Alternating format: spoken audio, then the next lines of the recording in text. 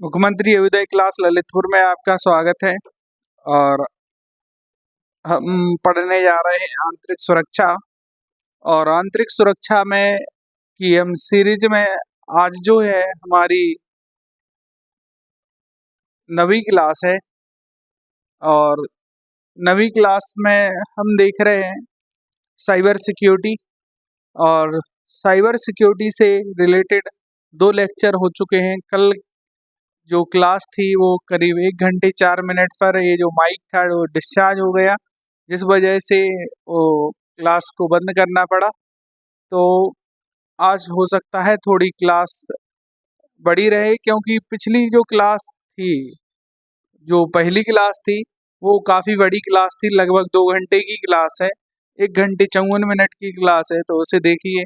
इसके बाद हम जो बात कर रहे थे, कल हमने कम्युनिकेशन सर्विसेज यानी संचार, परसों जो हमने बात किया था वो हमने संचार सेवा के बारे में बात किया था, यानी साइबर सिक्योरिटी के बारे में बात किया था। और आज हम जो कल हमने साइबर सिक्योरिटी के बारे में लिखा था, कुछ चीज़ें हम लिख चुके थे। आज जो है हम उसको और आगे एलिबरेट करते हुए सोशल मीडिया और मीडिया का रोल जो है उसको देखते हुए, और इस सीरीज को आज नहीं तो उस कल मैं इसे ख़त्म कर दूंगा। फिर इसके बाद जो यानी जो ऑर्गेनाइज क्राइम वाली क्लास होगी, फिर मनी लॉन्ड्रिंग वाली क्लास होगी। तो इस प्रकार से ये चलता रहेगा, ठीक है। अगली क्लास तो साइबर सिक्योरिटी में देखते हैं आगे क्या है। साइबर सिक्योरिटी में हेडिंग लिखिए, भारत में साइबर सुरक्षा।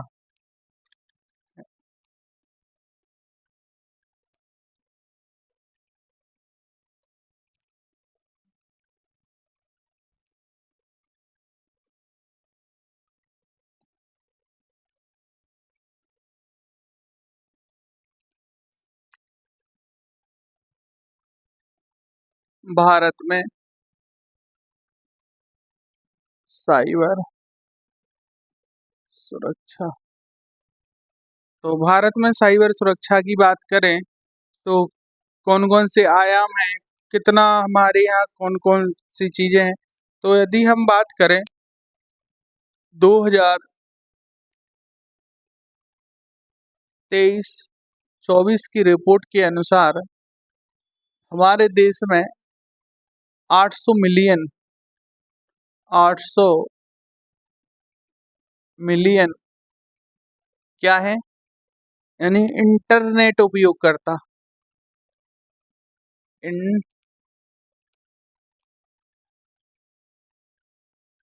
इंटरनेट उपयोगकर्ता, ठीक है। यानी चाइना के बाद, यानी जो बात करें नेटवर्क यूजेस के बारे में, तो दूसरा सबसे बड़ा देश है हमारा, ठीक है। और बात करें अगला पॉइंट देखें, तो अगले पॉइंट में बात करें, अगर हम एनसीआरबी की रिपोर्ट देखें, नेशनल क्राइम ब्यूरो रिपोर्ट के अनुसार, रिपोर्ट एनसीआरबी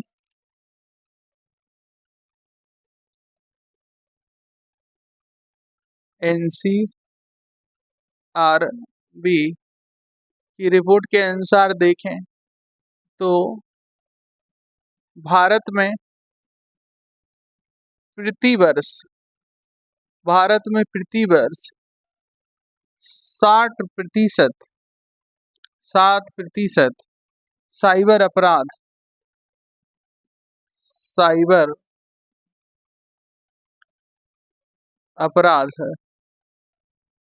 साइबर अपराध क्या है, साइबर अपराधों में वृद्धि देखी जा रही है, या वृद्धि हुई है,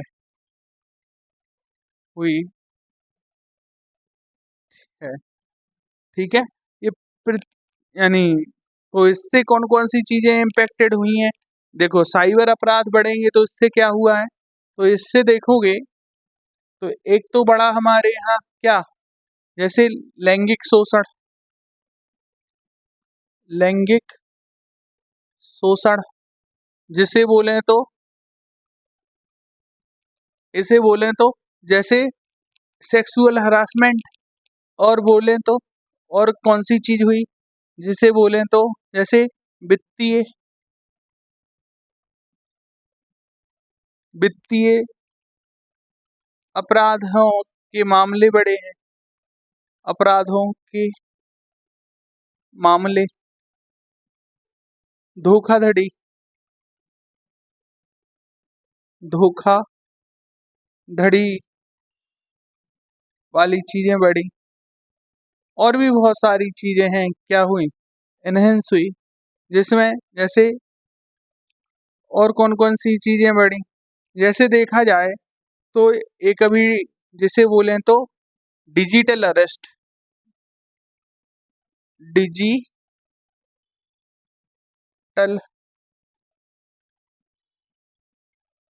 अरेस्ट वाले बहुत सारे, और देखें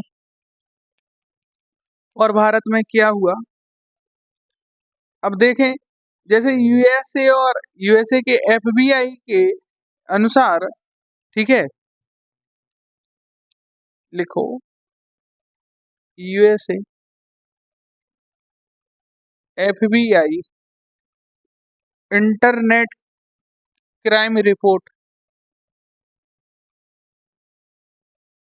इंटरनेट क्राइम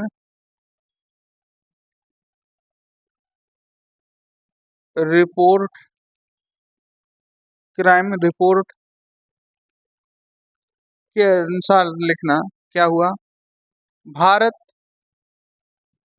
विश्व के, भारत विश्व में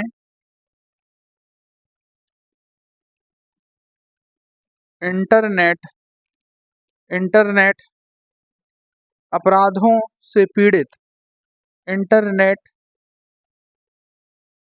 अपराधों,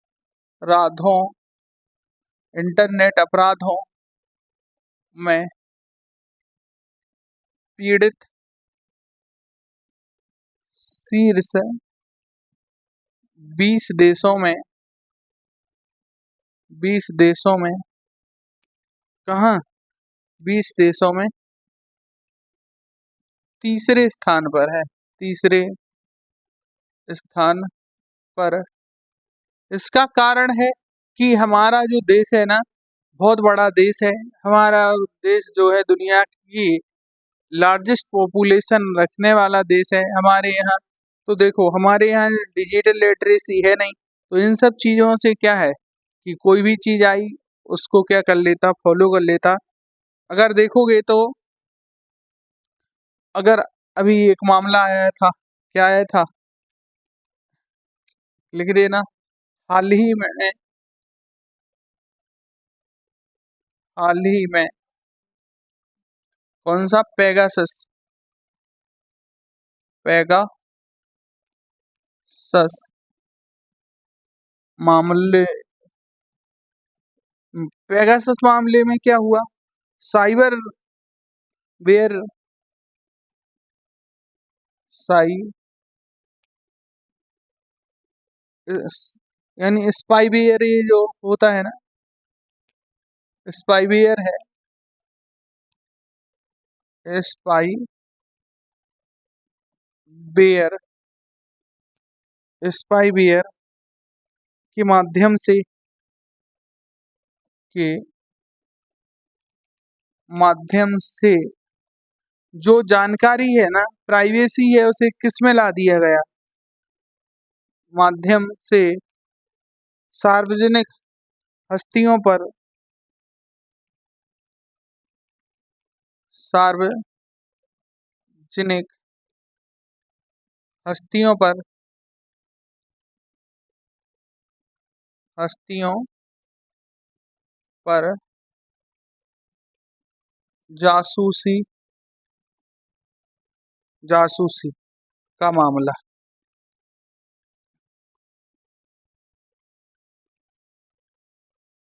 जासूसी का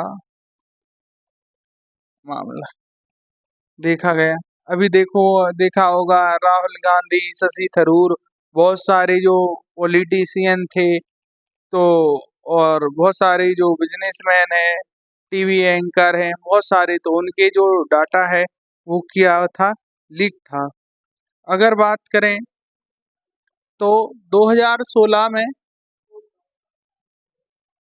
2016 में क्या हुआ था, 32 लाख डेबिट कार्ड का डाटा चोरी हुआ। अगर मैं और बात करूं, इस लिस्ट को और आगे ले चलूं, तो 2022-23 का मामला है।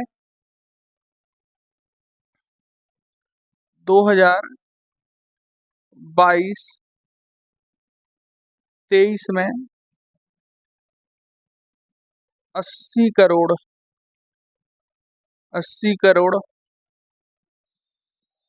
भारतीय लोगों के आधार कार्ड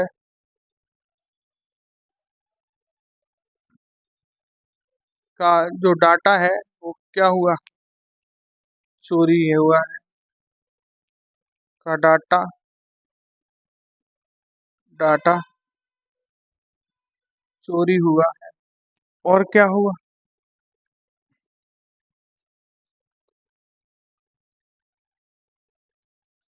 एक लीजन हैकर्स ग्रुप है, लीजन हैकर्स ग्रुप द्वारा भारतीय भारत में भारत में ईमेल, ट्विटर ट्वी ट्विटर ट्विटर खातों की हैकिंग, खातों की हैकिंग।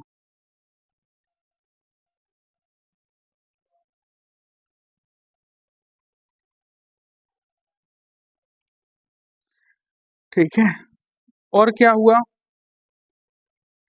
एक वैश्विक वानाक्रम क्या है, जो रैनसमवेयर हमला में भारत के हजारों कंप्यूटरों का जो संचालन बाधित व फिरौती की मांग हुई थी, तो एक वो लिख सकते हो, बहुत फेमस केस है, वैश्विक वाना क्राई, वाना क्राई रैनसम रैनसमवेयर हमला, रैनसमवेयर हमला से क्या हुआ, भारत में भारत में हजारों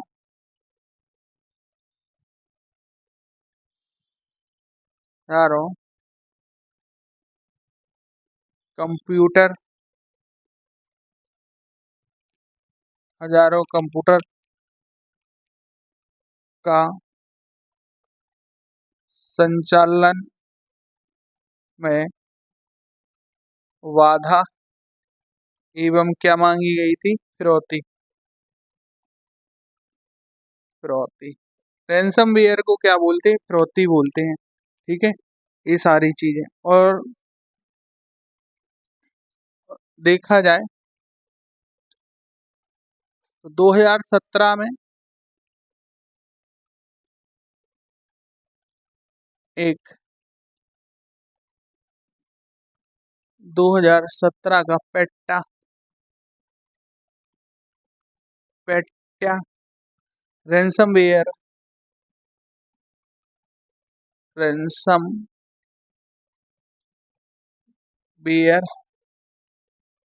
हमला। रैंसमवेयर हमले में रैंसम मांगी जाती यानी फिरौती मांगी जाती, जो हम फर्स्ट लेक्चर में बता चुका हूँ कि रैंसमवेयर किसी स्पैम मेल के द्वारा या स्पैम एसएमएस के द्वारा एंटर करा दिया जाता है और जिससे बहुत सारी क्या मांगी जाती, फिरौती। इसके देखो जो पेट्टा रैंसमवेयर हमला है वो कराया गया था मुंबई के जवाहरलाल नेहरू,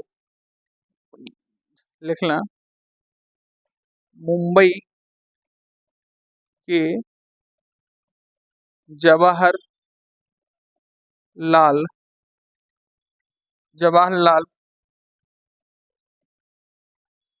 नेहरू पोर्ट ट्रस्ट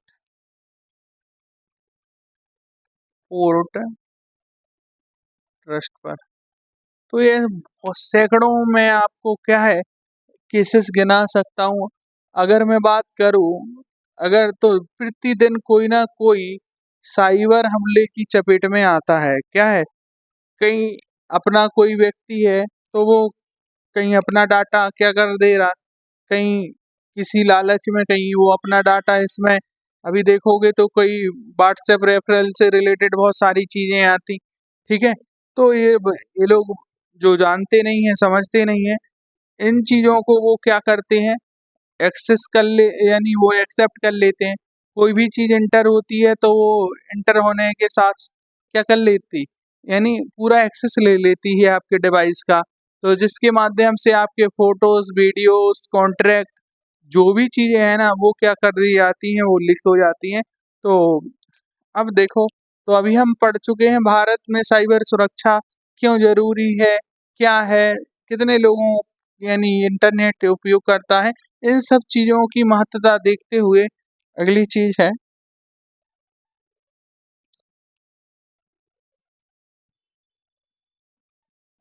अगली चीज देखते हैं भारत में साइबर सुरक्षा के समक्ष चुनौतियां। भारत में भारत में साइबर सुरक्षा के समक्ष चुनौतियां, कौन कौन सी चुनौतियां हैं भारत में, तो इसे मोटे मोटे तौर पर देखते जाएंगे। सबसे पहली है संरचनात्मक। क्या है पहली चीज जो है वो चुनौती है संरचना संरचना संरचना आत्मक।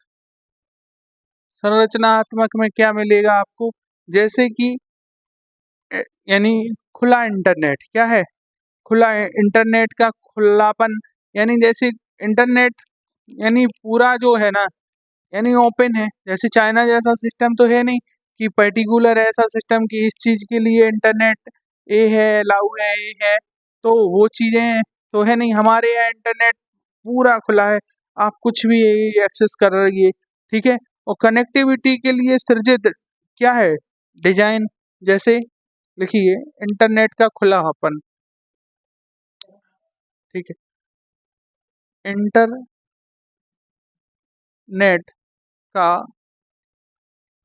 खुलापन एवं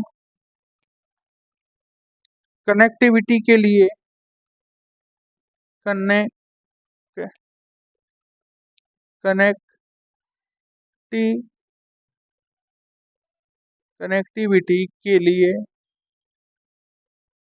कनेक्टिविटी के लिए सृजित डिजाइन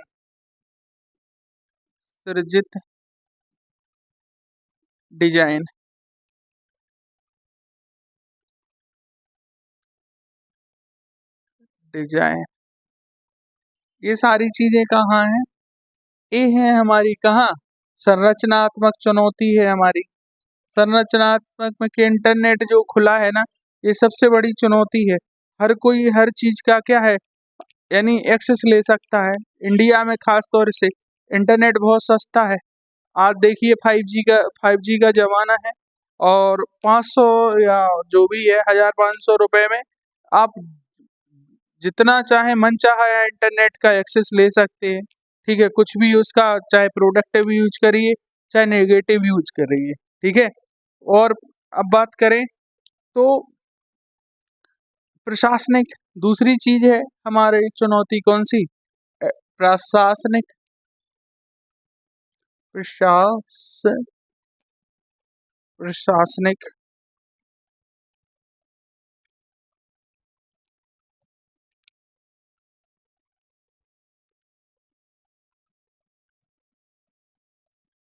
प्रशासनिक प्रशासनिक में कौन कौन सी चीजें हैं? जैसे सर्वोत्तम प्रथाओं व उसके लिए वैधानिक समर्थन का अभाव है। क्या है? जो लिखेंगे तो सर्वोत्तम सर्वोत्तम सर्वोत्तम प्रथाओं सर्वोत्तम प्रथाओं व उसके लिए उसके लिए वैधानिक वैधानिक समर्थन का अभाव। यानी देखिए तो कोई रू यानी अगर कोई चीज है ट्रेडिशन है तो उनके लिए कोई क्या नहीं बनाया है, लीगल फ्रेमवर्क नहीं है, इसलिए क्या है इसका मिसयूज होता है। ठीक है, और अनकंट्रोल चीजें होती हैं। ठीक है, जैसे और अगला चैलेंज क्या है? सुरक्षा ऑडिट का अभाव। क्या है? सुरक्षा ऑडिट का अभाव सुरक्षा ऑडिट का अभाव, ये अगला पॉइंट है इसमें। और अगला पॉइंट देखें तो क्या मिलेगा? सुरक्षा संबंधी चुनौतियों से निपटने हेतु केंद्र सुरक्षा संबंधी चुनौतियों से निपटने के लिए क्या होना चाहिए? हेतु के लिए केंद्र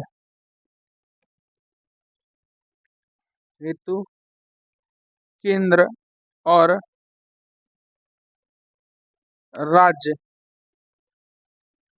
में समन्वय का अभाव। राज्य कुछ कह रहा है और केंद्र कुछ कह रहा है, समन्वय का क्या मिल रहा है? अभाव। इससे क्या है कि एक जो है ना, यानी एक लूप स्पॉन्ज फ्रेमवर्क मिल जाता है। ठीक है ना, तो इसकी वजह से ये लोग उसका क्या है मिसयूज या फायदा उठाते हैं। मानव संसाधन संबंधी क्या है अगली चीज जो है वो है अभी तो हम प्रशासन के बारे में देख रहे थे, तो अगली चीज जो है मानव हमारे पास ह्यूमन रिसोर्सेस नहीं। ह्यूमन रिसोर्सेस है लेकिन प्रोडक्टिव ह्यूमन रिसोर्सेस नहीं है। ठीक है, क्या बोले तो यानी मानव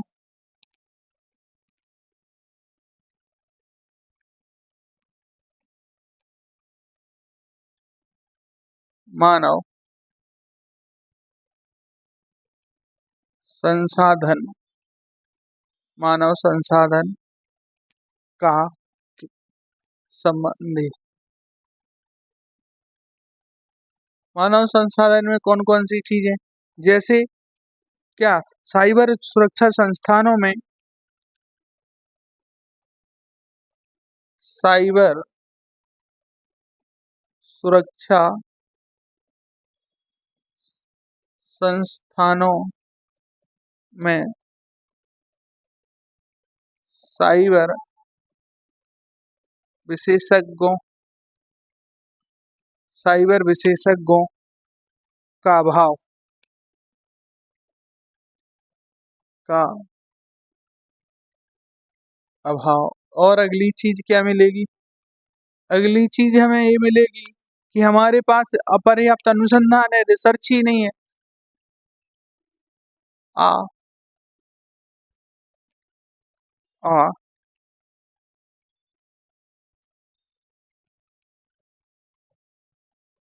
अपर्याप्त अनुसंधान संधान। और अगली चीज साइबर सुरक्षा संबंधी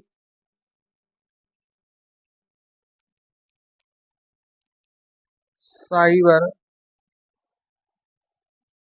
सुरक्षा संबंधी उपयोगकर्ताओं की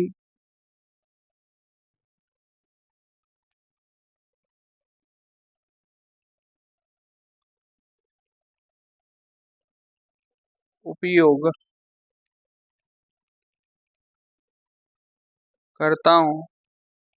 की क्या है?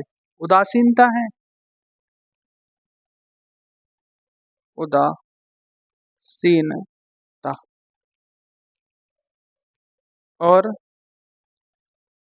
और एक चीज है जो है, क्या है? प्रक्रियात्मक। क्या है? प्रक्रियात्मक।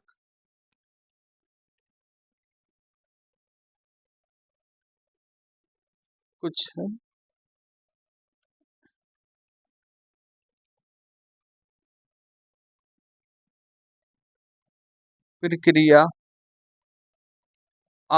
प्रक्रियात्मक में बोले तो जैसे हमारे आईटी एक्ट 2002 है कि में विभिन्न प्रावधानों और साइबर अपराधों से संबंधित आईपीसी की धाराओं के बारे में स्थानीय पुलिसों के माध्यम से जागरूकता की क्या है? कमी है। ठीक है ना? तो इसे लिख दीजिए। जैसे आईटी एक्ट 2000, ठीक है, के के विभिन्न प्रावधानों प्रावधानों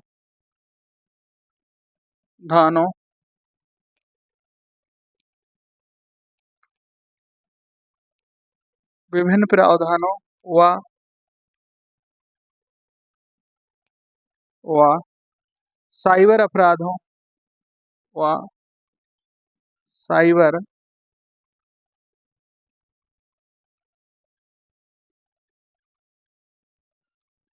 साइबर अपराधों से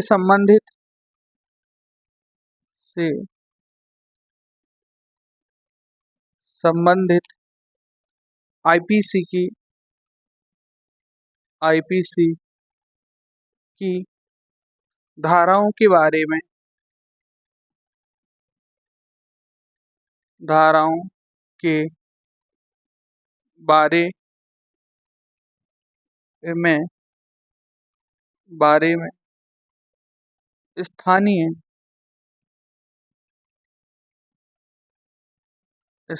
पुलिस के मध्य जागरूकता का क्या है? अभाव।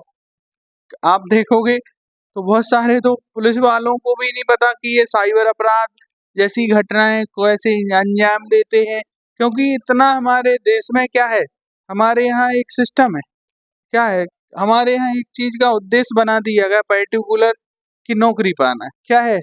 नौकरी पाना। उस नौकरी को पाकर कैसे इन सब चीजों को मैनेज किया जाए, बहुत सारी कौन कौन सी समस्या है, इन चीजों को टैकल किया जाए, नहीं। हमारे यहाँ जो जो एजुकेशन का फ्रेमवर्क है ना, वो थोड़ा रिफॉर्मेबल है कि उसमें क्या है, कुछ सुधार होना चाहिए।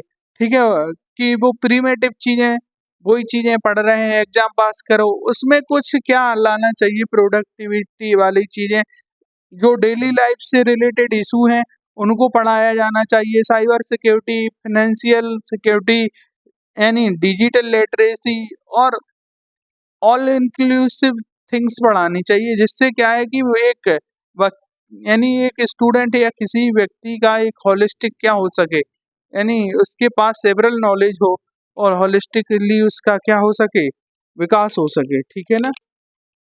ये सारी चीजें क्या है, बहुत मायने रखती हैं। इससे आप देखोगे एक चीज और हुई है, ये तो ठीक है। इसके बाद एक चीज और हुई, जैसे कि विमुद्रीकरण करण हुआ, डिमोनेटाइजेशन हुआ, तो उससे बहुत सारी चीजें डिजिटलाइज हो गई। डिजिटलाइज होने के साथ साथ क्या है कि कैशलेस को बिना सुरक्षा का क्या मिला, बढ़ावा मिला। आज तो ये भी क्या है, देख लेना, विमुद्री विमुद्रीकरण के के पश्चात कैशलेस को कैशलेस को बिना सुरक्षा बिना सुरक्षा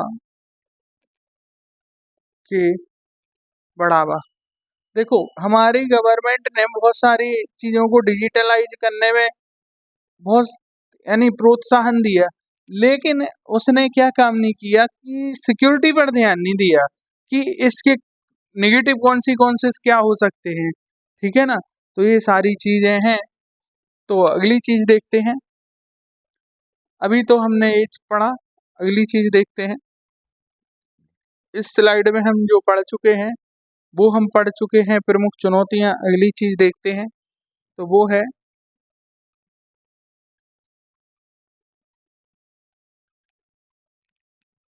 वो मिलेगा। अब देखते हैं साइबर सुरक्षा हेतु भारत सरकार द्वारा उठाए गए कदम, यानी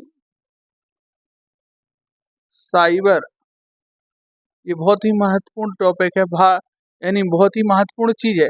इस पर मेंस का ही क्वेश्चन आ सकता है। साइबर सुरक्षा हेतु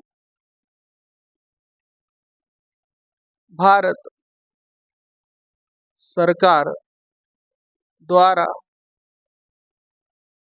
उठाए गए क्या कदम, कौन कौन सी भारत सरकार ने क्या है कदम उठाए हैं, कौन कौन सी चीजों में रिफॉर्म लाए, क्या चीजें हैं, हमारी कौन सा फ्रेमवर्क है।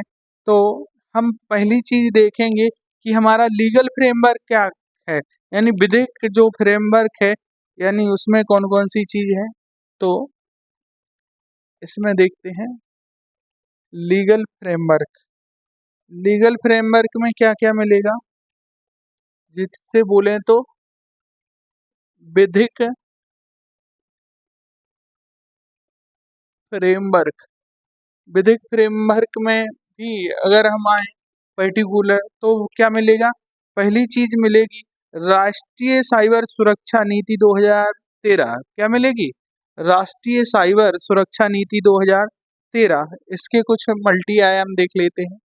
राष्ट्रीय राष्ट्रीय साइबर सुरक्षा नीति 2013। इस राष्ट्रीय साइबर सुरक्षा नीति 2013 में कौन कौन सी चीजें हैं, उन चीजों को हम क्या है यहाँ देखते हैं। राष्ट्रीय यानी राष्ट्रीय महत्वपूर्ण सूचना अवसंरचना का संरक्षण और केंद्र की क्या करना है, स्थापना। इसमें पहला पॉइंट लिखना, इसके अंदर क्या लिखना है, राष्ट्रीय महत्वपूर्ण सूचना, राष्ट्रीय महत्वपूर्ण सूचना सूचना अवसंरचना अवसंरचना अवसंरचना यानी इंफ्रास्ट्रक्चर की बात हो रही है। अवसंरचना, संरक्षण, संरक्षण केंद्र का क्या होना चाहिए, केंद्र की स्थापना की बात की जा रही है। और किस चीज की बात हो रही है, ठीक। यानी यहाँ बात की जा रही है कि राष्ट्रीय साइबर सुरक्षा नीति 2013 के अंतर्गत राष्ट्रीय महत्वपूर्ण सूचना के लिए एक अवसंरचनात्मक विकास होना चाहिए और एक संरक्षण केंद्र की क्या होना चाहिए, स्थापना होना चाहिए। आगामी 5 वर्षों में 5 लाख साइबर सुरक्षा पेशेवरों के कार्यबल का क्या होना चाहिए, सृजन। इसमें एक ऐसा पॉइंट है तो लिखिए,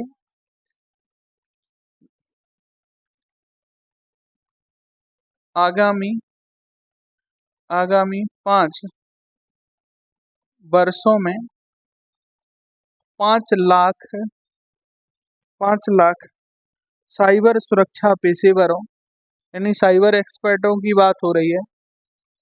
साइबर साइबर सुरक्षा साइबर सुरक्षा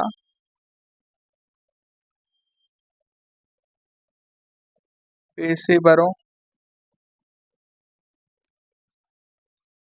पेशेवरों के क्या कार्यबल कार्यबल का का सृजन, ये बात की जा रही है। और देखो क्या बात की जाती है इसमें इसमें और बात की जाती है कि भारतीय कंप्यूटर आपात मोचन दल, जिसे बोले तो यानी बोले तो कंप्यूटर इमरजेंसी यानी रिमोटेबल एक टेक्नोलॉजी का क्या बनाना चाहिए, एक दल होना चाहिए, उसका निर्माण होना चाहिए। एक राष्ट्रीय नोडल एजेंसी क्या करना चाहिए, नामित करना चाहिए। तो लिखिए, लिखना भारतीय कंप्यूटर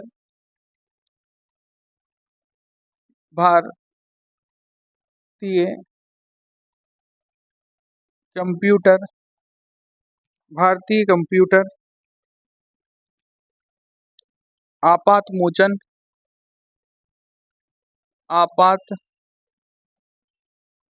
मोचन दल, जिसे जिसे अंग्रेजी में लिखना चाहें तो क्या लिख सकते हैं,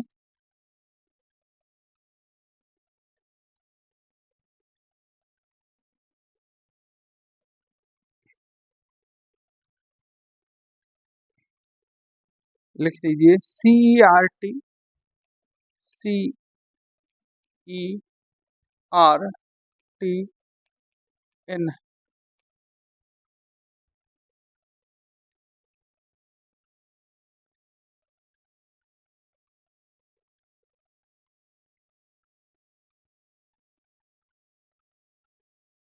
ठीक है, को को राष्ट्रीय नोडल एजेंसी राष्ट्रीय राष्ट्रीय नोडल नोडल एजेंसी, गलत लिखा ना एजेंसी, चलो सही लिखा, एजेंसी नामित करना नामित करना। ठीक है,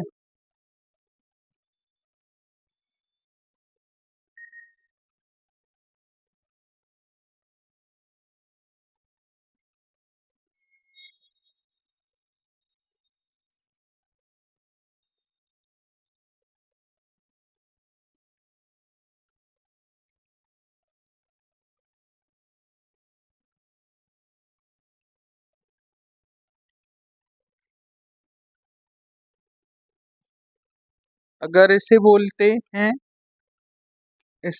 हैं इंडियन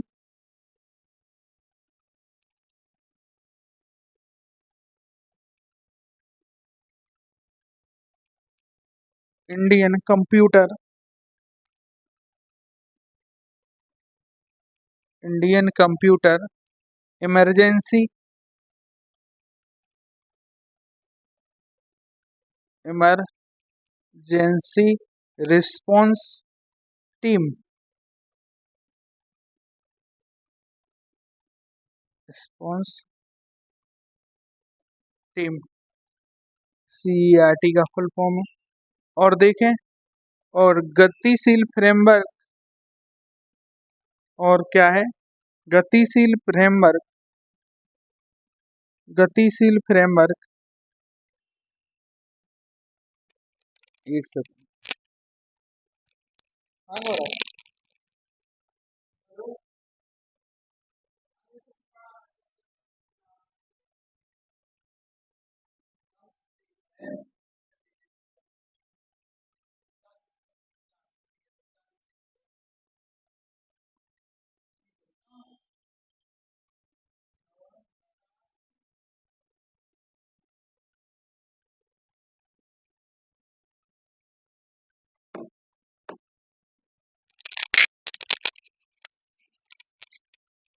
लिखना गतिशील विधिक,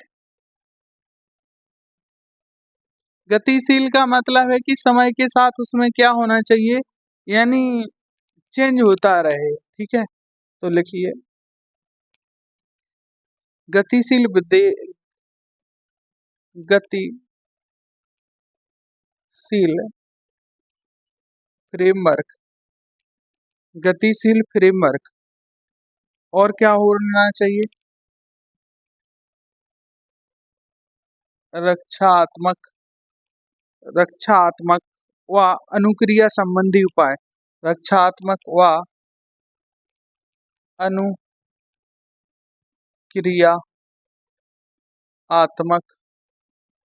उपाय होना चाहिए, ये सारी चीजें, ठीक है। और बात करें सूचना प्रौद्योगिकी अधिनियम, अब दूसरा चीज अपन ने ये 2013 के अधिनियम के अंतर्गत देख लिया। अब दूसरा देखते हैं, दूसरा फ्रेमवर्क कौन सा है, उसमें देखते हैं सूचना, सूचना प्रौद्योगिकी, प्रौद्योगिकी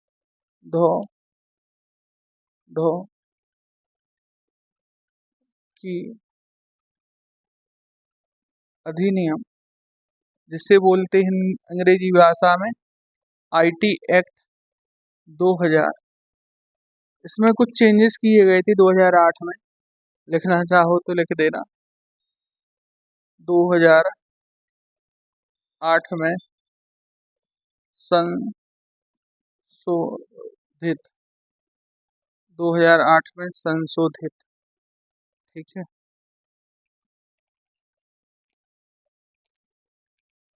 इसमें कौन कौन सी इंपॉर्टेंट चीजें हैं तो देखिए,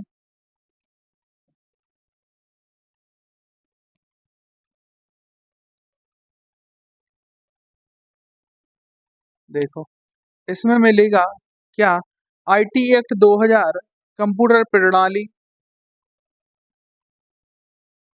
यानी IT एक्ट 2000, IT एक्ट 2000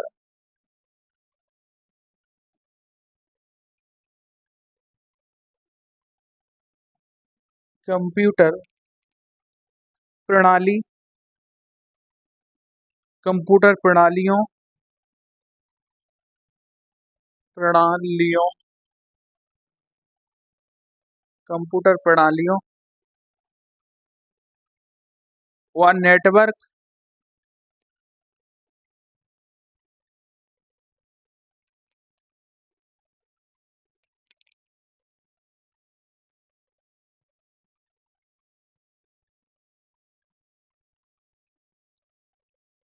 व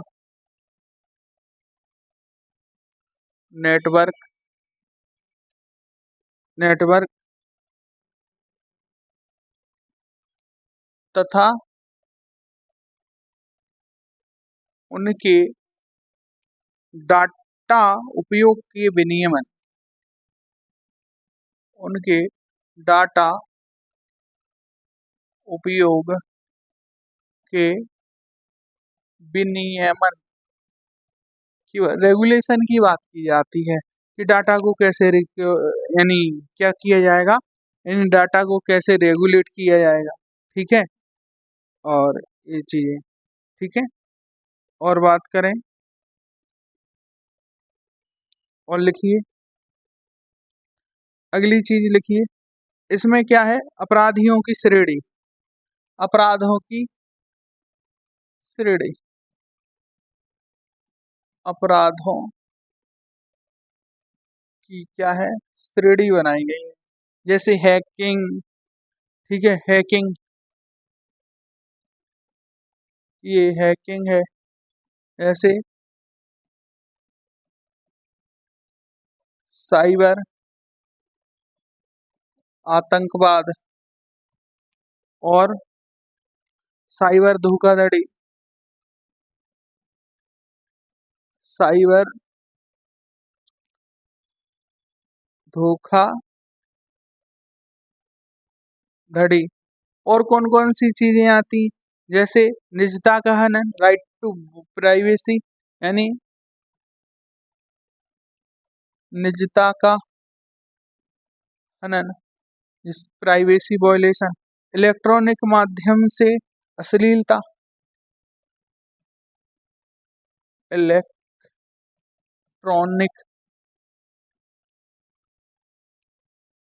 माध्यम से अश्लीलता, अश्लीलता, अश्लीलता, ठीक है। और क्या है इसमें, यानी जो अपराध के मामले हैं उनको कैटेगराइज किया है। और तीसरा फ्रेमवर्क देखें, औद्योगिक प्रौद्योगिकी जो अधिनियम 2021 का है, तो इसे देखते हैं। इसमें तीसरी चीज है, लिखेंगे तो सूचना प्रौद्योगिकी, सूचना प्रौद्योगिकी, इसे कोष्टक में लिखिए, मध्यवर्ती, मध्यवर्ती दिशा निर्देश, मध्यवर्ती दिशा निर्देश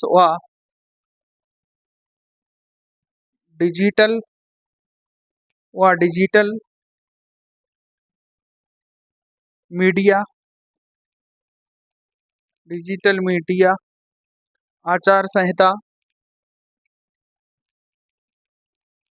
आचार संहिता,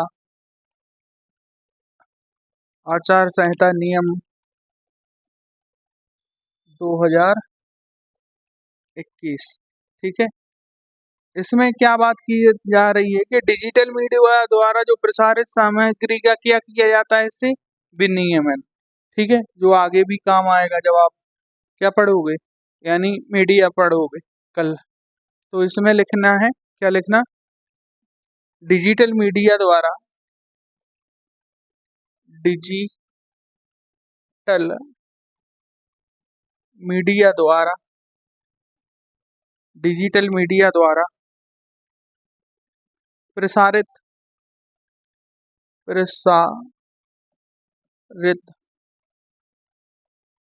सामग्री, प्रसारित सामग्री का विनियमन,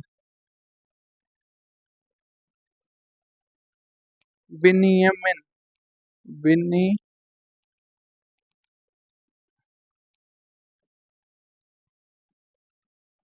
रेगुलेशन, जैसे ओटीटी प्लेटफॉर्म में कुछ भी चीज, कोई भी चीज आई अपने मन से डाल दी, वो सारी चीजों का क्या है, उन चीजों की बात की जा रही है, ठीक है। और अगली चीज लिखना, राष्ट्रीय डिजिटल संचार नीति 2018, चौथी, क्या लिखना, राष्ट्रीय डिजिटल, राष्ट्रीय डिजिटल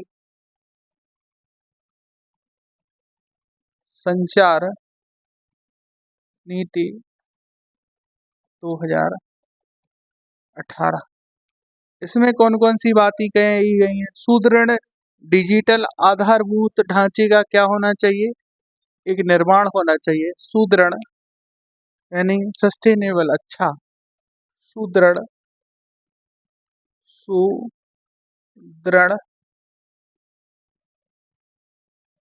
डिजिटल आधारभूत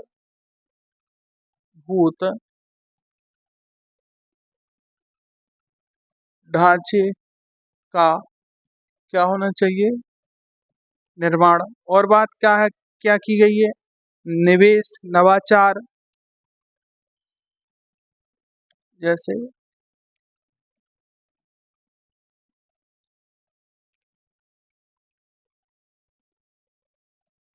निवेश, निवेश इन्वेस्टमेंट, और नवाचार बोले तो इनोवेशन। नवाचार, बौद्धिक संपदा अधिकार, इंटेलेक्चुअल, बौद्धिक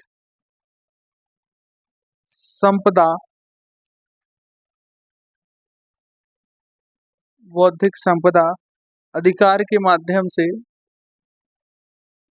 अधिकार के माध्यम से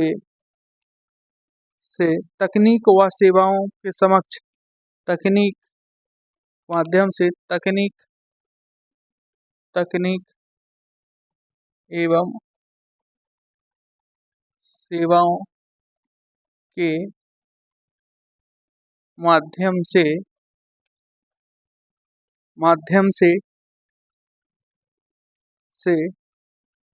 सेवाओं को, सेवाओं को माध्यम से सेवाओं को समक्ष बनाना, सेवाओं को क्या बनाना?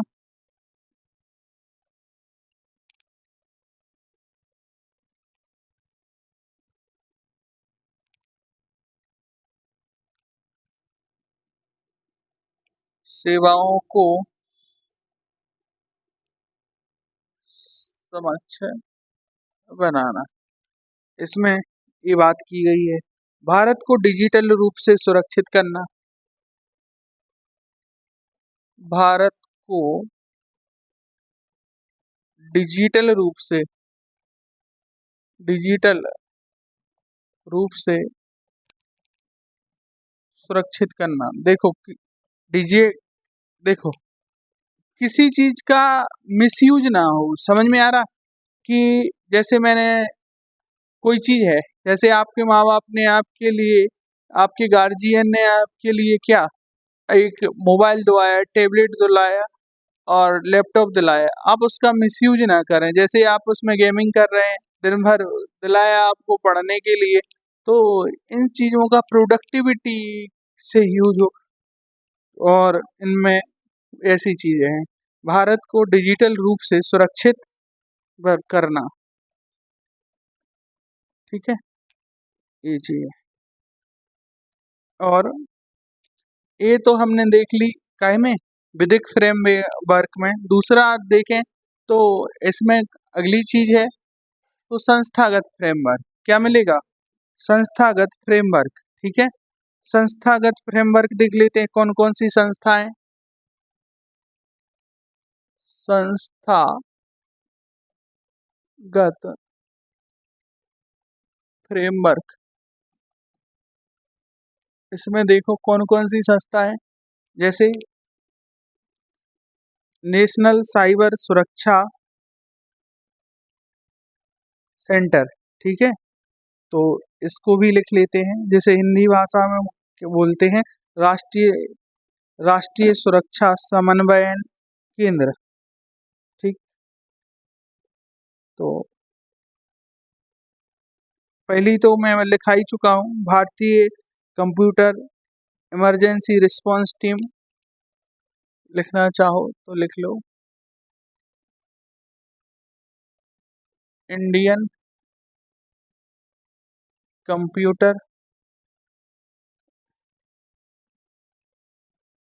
इमरजेंसी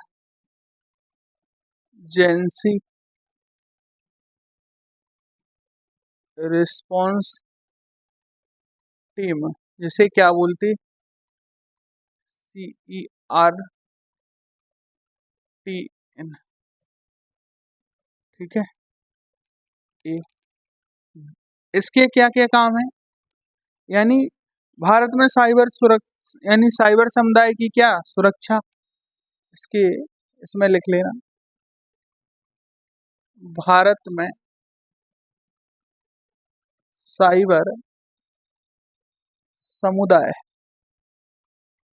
की सुरक्षा, और अगली चीज, और इसका क्या काम है, साइबर सुरक्षा हेतु उत्तरदायित्व,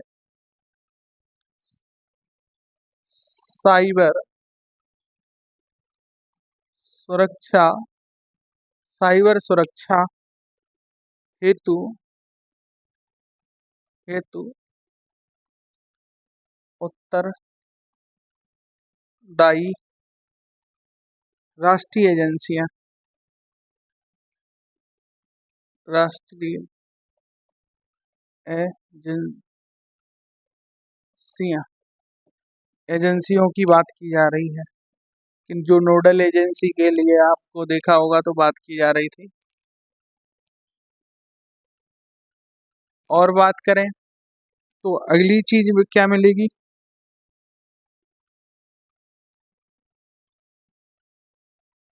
लिखना नेशनल साइबर कोऑर्डिनेशन सेंटर, जिसे हिंदी भाषा में लिखना चाहें तो लिखना राष्ट्रीय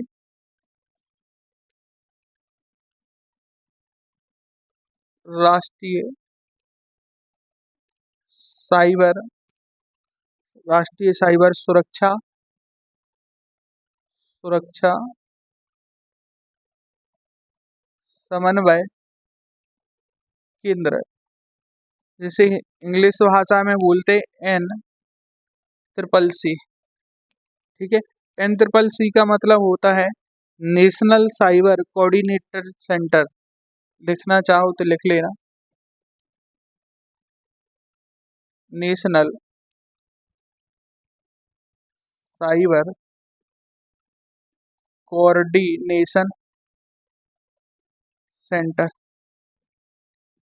इसका फुल फॉर्म होता है। ठीक, अगला देखिए, तो इसमें कौन कौन सी भारत की साइबर स्पेस सुरक्षा,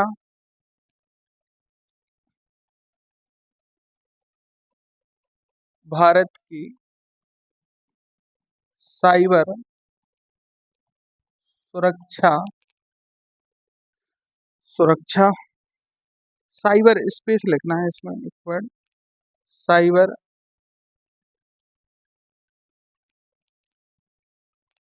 साइबर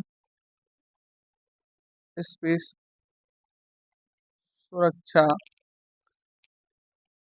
खुफिया एजेंसी, खुफिया एजेंसी। ठीक है, और वास्तविक समय पर साइबर खतरों की पहचान, रियल टाइम, वास्तविक वास्तविक समय पर साइबर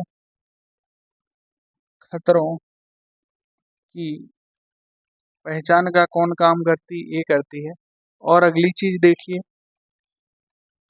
और अगली चीज क्या है इसमें, जैसे विभिन्न एजेंसियों के साथ मिलकर काम करती है, विभिन्न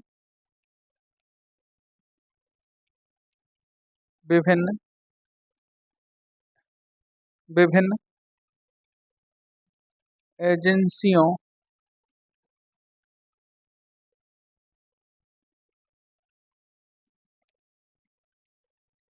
विभिन्न एजेंसियों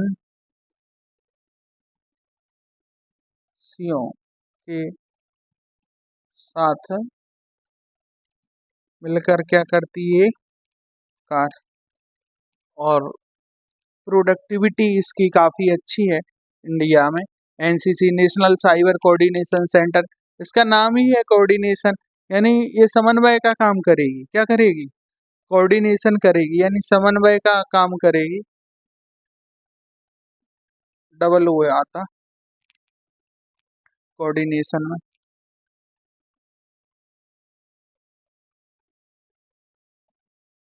ओ माय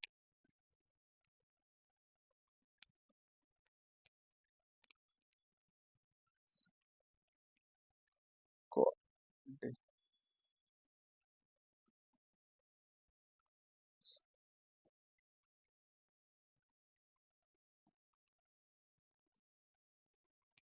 अब देखो, और अगली चीज क्या है? महत्वपूर्ण, राष्ट्रीय महत्वपूर्ण सूचना और संरचना केंद्र। अगला लिखना भारतीय, क्या लिखना है? राष्ट्रीय महत्वपूर्ण, राष्ट्रीय, राष्ट्रीय महत्वपूर्ण, राष्ट्रीय महत्वपूर्ण सूचना, सूचना और संरचना, और संरचना संरक्षण केंद्र। ये क्या है? एक राष्ट्रीय नोडल एजेंसी के रूप में कार्य करती है। राष्ट्रीय नोडल एजेंसी।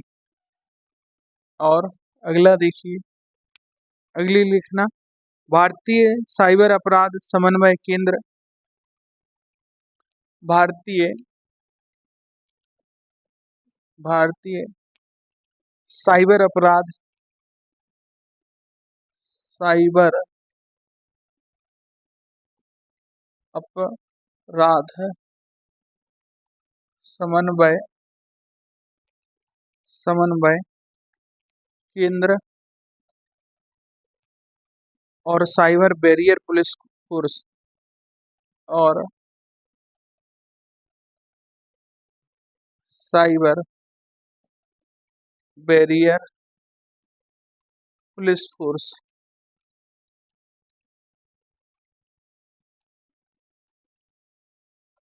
Police force. ठीक है। ये क्या करता है कि साइबर जो खतरे हैं, यानी जो, जैसे चाइल्ड पोर्नोग्राफी है, ऑनलाइन स्टॉकिंग है, इन सब से निपटने का काम कौन करता है? ये काम करती है। तो लिख लेना साइबर खतरों,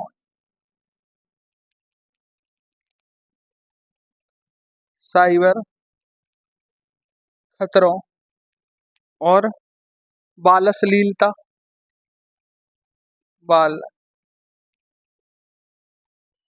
अश्लीलता, जिसे बोलें तो चाइल्ड पोर्नोग्राफी और ऑनलाइन स्टॉकिंग, ऑनलाइन स्टॉकिंग से निपटना, से निपटना इसका क्या है? कार्य है। और कुछ बनाए गए हैं साइबर स्वच्छता केंद्र। क्या बनाए गए? कुछ बनाए गए हैं साइबर स्वच्छता केंद्र। तो इसमें देखते हैं, इसके बारे में लिखो।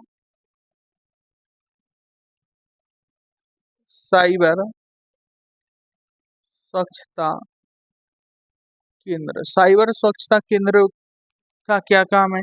जैसे मेलवेयर संक्रमण के संबंध में नागरिक के मध्य जागरूकता,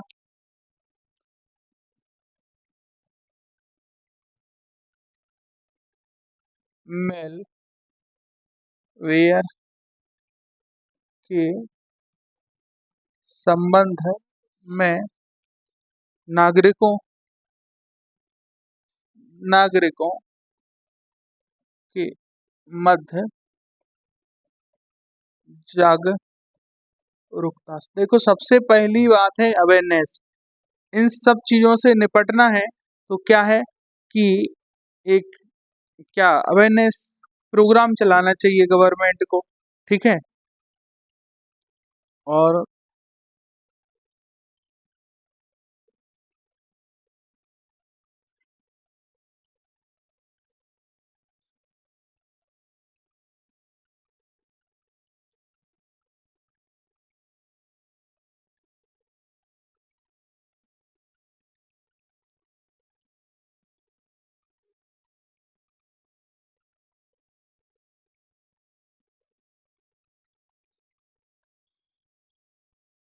लिख लेना।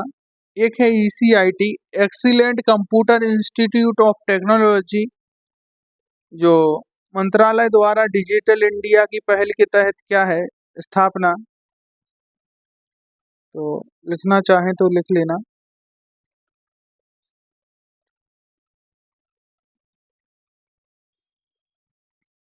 तो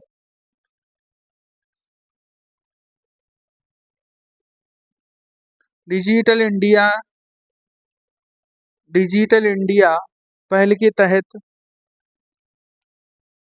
इसमें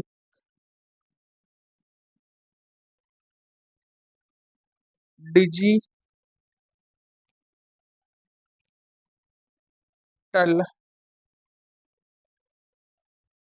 इंडिया पहल के साथ विभिन्न विभिन्न विभिन्न एजेंसियों के बीच समन्वय। ठीक है। और क्या है, जिसे बोले तो एम कवच, एम कवच जिसे बोले तो जैसे एंटी वायरस जैसी चीजें हो गई। ठीक है। यूएसबी प्रतिरोध, यूएसबी प्रतिरोध, ये चीजें कहाँ मिलेगी, साइबर सुरक्षा केंद्र के तहत। और भी बहुत सारे क्या हैं, अन्य उपाय। अन्य उपायों में देख लेते हैं कौन कौन से हैं। साइबर सुरक्षा उत्कृष्टता केंद्र, तो तेलंगाना। साइबर डोम बनाया गया है केरल पुलिस द्वारा। साइबर सेफ वुमेन, तो ये भी कुछ और पहले अन्य उपाय।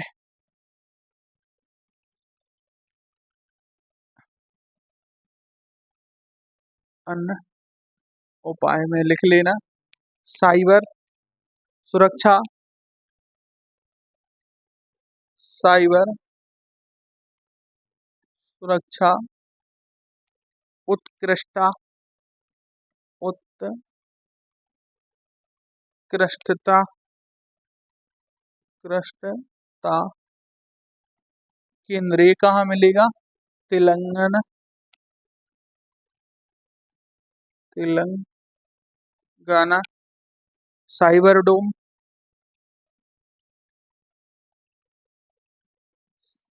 साइबर डोम। ठीक है, ये कहाँ मिलेगा, केरल में। एक और है जैसे साइबर सेफ वुमेन,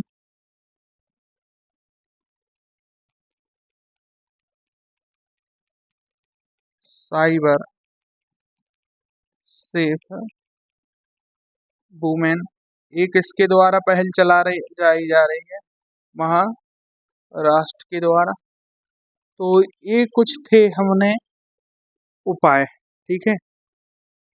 और लिखना, अब डिजिटल, ये तो हमने क्या देखे हैं बहुत सारे, यानी जो हमने अभी तक जो कौन कौन से हमारी गवर्नमेंट के द्वारा जो महत्वपूर्ण महत्वपूर्ण कार्य या स्टेप लिए गए हैं, उन चीज़ों के बारे में हमने क्या है, बात की है। तो ये मोटी मोटी चीज़ें मैंने आपको बता दी हैं। ठीक। आपको लीगल फ्रेमवर्क बता दिया, संस्थागत फ्रेमवर्क बता दिया, ये सारी चीज़ें मैंने आपको बता दी हैं। अगली चीज़ देखते हैं, डिजिटल सेना कार्यक्रम। ठीक है। अब डिजिटल सेना कार्यक्रम के अंतर्गत कौन कौन सी चीज़ें हो रही हैं, जैसे डिजिटल इंडिया। ठीक है। डिजिटल इंडिया के थ्रू क्या है, भारतीय सेना के लिए सुरक्षित क्लाउड का निर्माण। क्या है, डिजिटल सेना कार्यक्रम के तहत क्या किया जा रहा है कि भारतीय सेना के लिए सुरक्षित क्लाउड का क्या हो रहा है, निर्माण हो रहा है। क्या हो रहा है, सुरक्षित क्लाउड का क्या है, निर्माण। ठीक है। और अन्य देशों के साथ सहयोग, जैसे यूएसए हो गया, यूके हो गया, जापान आदि के साथ हम क्या कर रहे हैं कि साइबर सुरक्षा पेशेवरों को नियुक्त करके यानी हम उनसे क्या ले रहे हैं, ट्रेनिंग ले रहे हैं, प्रशिक्षण ले रहे हैं, जिससे हमारी क्या है, प्रोडक्टिविटी क्या हो सके, इस क्षेत्र में इनहेंस हो सके। ठीक है, सरकारी वेबसाइट एवं ऐपों को सुरक्षा ऑडिट कराई जा रही है। ठीक है, जैसे अपडेट, जैसे आपके फोन में एक कोई ऐप होगा तो उसको बार बार क्या किया जाता, अब बार बार अपडेट अपडेट करने से क्या है, उसकी जो सिक्योरिटी है वो इनहेंस होती रहती है। ठीक है, और क्या है, साइबर मामलों का मुकाबला करने के लिए संकट प्रबंधन योजना, जैसे मॉक ड्रिल बोलते, क्या बोलते, मॉक ड्रिल, और एक टेक सागर प्लेटफॉर्म। ठीक है, कुछ ऐसी चीजें हैं तो इनको लिख लेते हैं। डिजिटल सेना कार्यक्रम, इसी में लिखेंगे डिजिटल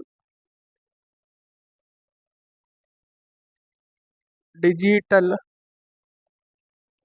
सेना कार्यक्रम, डिजिटल सेना कार्यक्रम।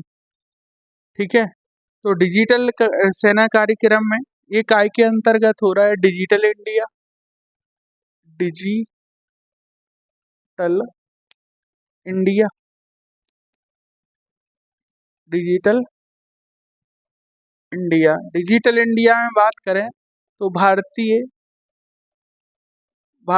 सेना भारतीय सेना के लिए भारतीय सेना के लिए सुरक्षित सुरक्षित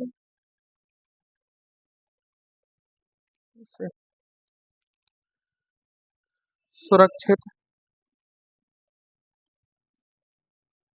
क्लाउड का क्या निर्माण किया जाएगा। और इसमें किस चीज की बात की जा रही है, और बात की जा रही कि अन्य देशों के सहयोग से,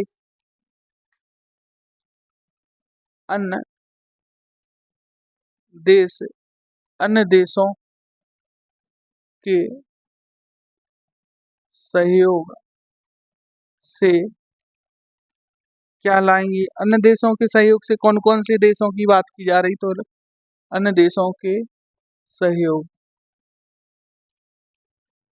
अन्य देशों के सहयोग, जैसे यूएसए हो गया, यूके हो गया, फ्रांस हो गया,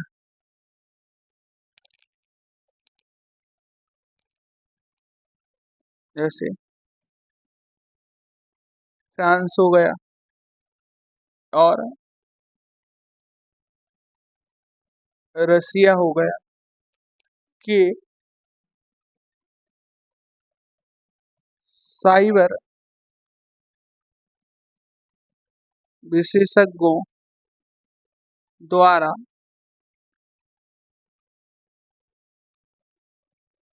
भारत में भारत में साइबर सुरक्षा पेशेवरों साइबर सुरक्षा पेशेवरों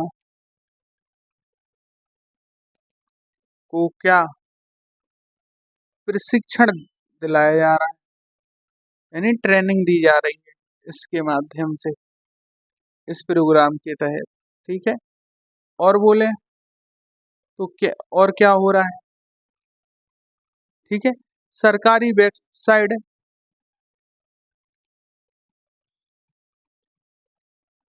सरकारी वेबसाइट एवं ऐप को क्या, यानी ऑडिट ऑडिट करना, और क्या, साइबर हमलों का मुकाबला करने के लिए साइबर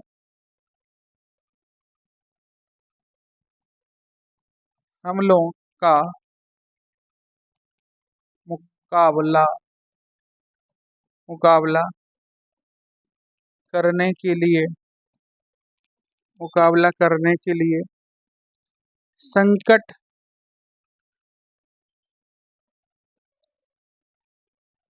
संकट प्रबंधन योजना संकट प्रबंधन योजना, जिसे क्या बोल रहे हैं तो मॉक ड्रिल।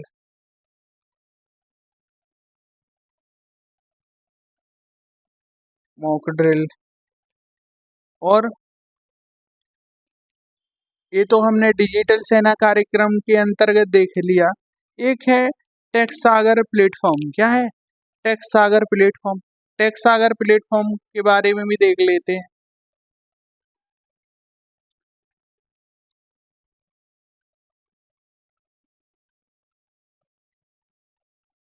टेक सागर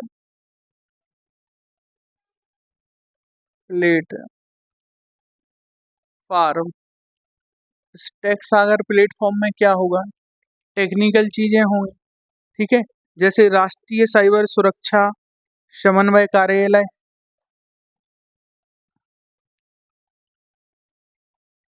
राष्ट्रीय साइबर सुरक्षा समन्वय कार्यालय कार्यालय व भारतीय डेटा परिषद व भारतीय डेटा सुरक्षा परिषद, डेटा सुरक्षा परिषद ने मिलकर ने ने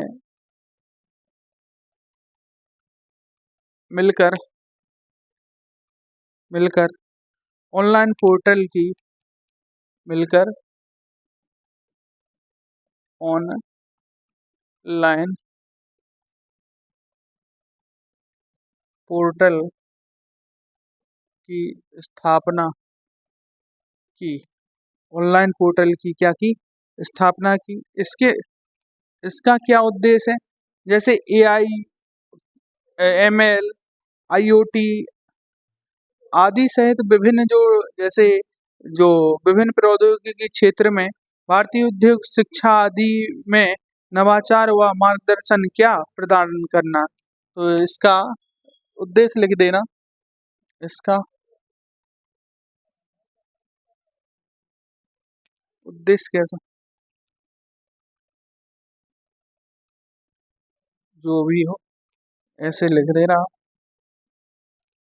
गलत लिखा हो तो सुधार लेना। अब ऐसे उद्देश्य उद्देश्य है लिखना AI, artificial intelligence, machine learning, internet of things आदि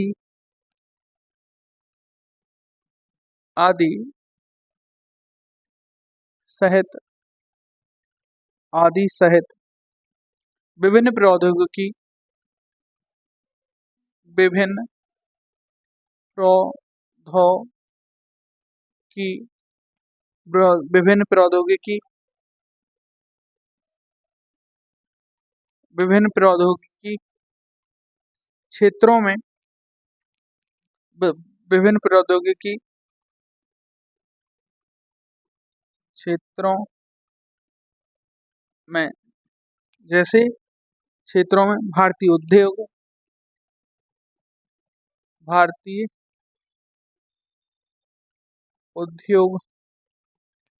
और शिक्षा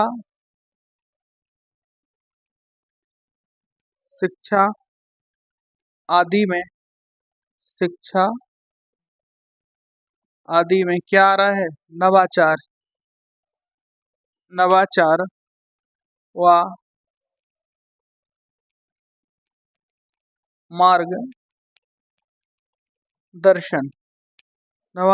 मार्गदर्शन प्रदान करना ये सारी चीजें तो टेक सागर में देख लिया हमने, ठीक है। इंडियन आर्मी डिजिटल प्रोग्राम के तहत डिजिटल इंडिया के तहत इंडियन आर्मी के लिए क्या है? क्लाउड बनाना, यानी वेबसाइट ऐप को सुरक्षित रखना, और एक क्या, यानी जो मॉक ड्रिल जैसे साइबर हमलों से निपटने के लिए संकट प्रबंधन योजना जैसे मॉक ड्रिल का निर्माण कुछ देख लेते हैं। तो ये सारी चीजें क्या है ये, और भी देखते हैं।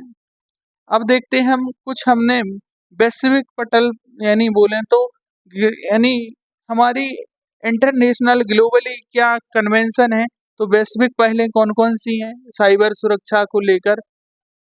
जब तक आप विश्व के तौर पर बात नहीं करोगे तो यूपीएससी का आंसर ही कंप्लीट नहीं होगा। वैश्विक पहले कौन कौन से इनिशिएटिव लिए गए हैं यानी ग्लोबली, तो सबसे पहले लिखना बूडापेस्ट कन्वेंशन, बूडापेस्ट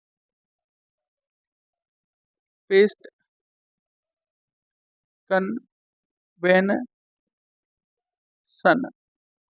आपको बताना है कि बूडापेस्ट कहाँ की राजधानी है, ठीक है। इस साइबर सुरक्षा पर एकमात्र बहुपक्षीय संधि, साइबर सुरक्षा पर एकमात्र बहुपक्षीय संधि, बहुपक्षीय क्या है, एक संधि है। बूडापेस्ट कन्वेंशन की बात हो गई। ग्राउंड जीरो शिखर सम्मेलन लिखना, ग्राउंड शिखर, ग्राउंड जीरो शिखर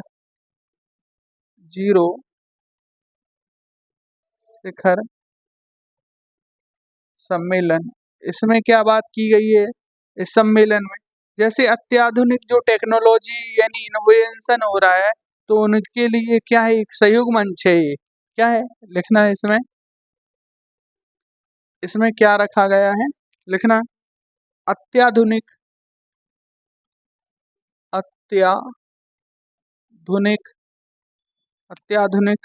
प्रौद्योगिकी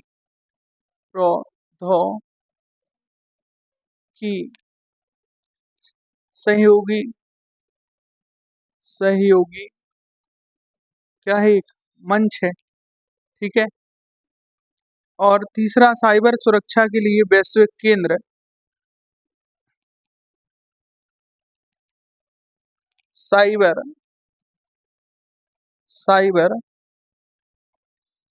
सुरक्षा के लिए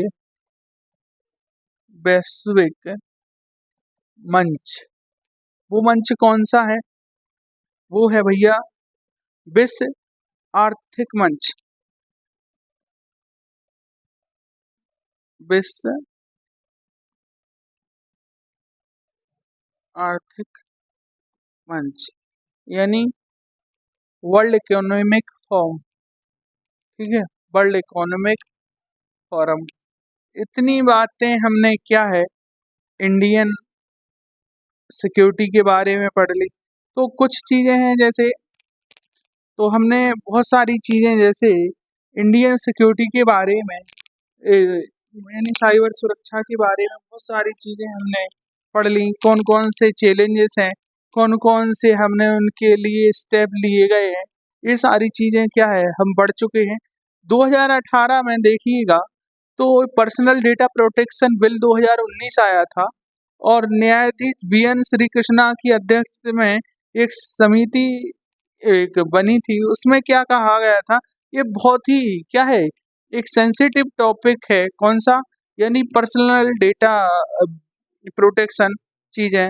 क्योंकि ये क्या होता है कि किसी व्यक्ति का पर्सनल डेटा यदि किसी के हाथ लग जाता है तो उसका क्या है बहुत ही गलत या मिसयूज होता है। तो इसका यदि आपसे आ जाए, पर्सनल डेटा प्रोटेक्शन बिल 2019 के तहत क्या था, यानी व्यक्तिगत डेटा को यानी व्यक्तिगत डेटा के दुरुपयोग को रोकना और डेटा संरक्षण प्राधिकरण का क्या यानी निर्माण। मैंने डार्क नेट के बारे में बता ही दिया कि डार्क नेट के बारे में इंटरनेट आधारित नेटवर्क जिन्हें समन्वय सर्च इंजनों से यानी किया जाता है। जैसे मैंने आपको टॉर के बारे में बताया था, द ऑनियन रिंग।